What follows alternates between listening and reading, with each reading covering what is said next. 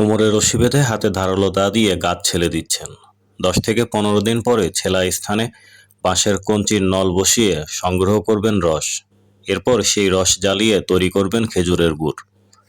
গাছ পরিষ্কার করা ব্যক্তিটির নাম শাহাবুদ্দিন শেখ। তার বাড়ি রাজশাহীর বাঘা উপজেলায়। কিছুদিন হলো রাজবাড়িতে এসেছেন তিনি। এবছর 70টি গাছ ঠিকাও নিয়েছেন। এর জন্য গাছের মালিককে এ মৌসুমে দিতে হবে গাছপ্রতি 1 থেকে 1.5 কেজি গুড়। শীতের আগমন শুরু হতে না হতেই রাজবাড়ির বিভিন্ন এলাকায় খেজুরের রস সংগ্রহের প্রস্তুতি শুরু হয়েছে। ফলে ব্যস্ত সময় পার করছেন গাছিরা। খেজুর গাছ থেকে রস আহরণের পূর্ব প্রস্তুতি হিসেবে খেজুর গাছের মাথায় বিশেষ পদ্ধতিতে চলছে চাছা ছেলার কাজ।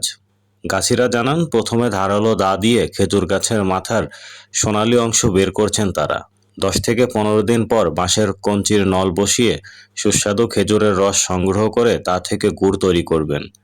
খেজুরের গাছ থেকে রস সংগ্রহের জন্য চাচা ছেলার কাজে এখন ব্যস্ত সময় পার করছেন গাছিরা। এই বছরে 70টা হ্যাঁ, আসছি হলো বাগাতে নেই, রাজশাহী রাজশাহী বাগা। গুড় মিঠাই 150 100 180 গুড় দিব মানে গাছপতি। গাছপতি। হ্যাঁ হ্যাঁ, দিয়ে তাই লাগাচ্ছি। আচ্ছা আচ্ছা। কয় মাস থাকবেন আপনারা? এই মাঘ মাস শেষ, গাছ লাগানো শেষ।